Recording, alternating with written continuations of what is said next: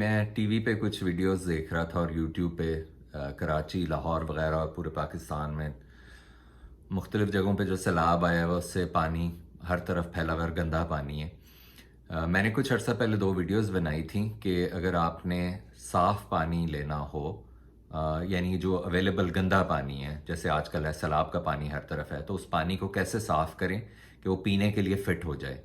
तो इसके लिए ये 2 छोटी वीडियोस बनाई हैं मैंने, जिनका मैं लिंक इसकी डिस्क्रिप्शन में दे रहा हूँ।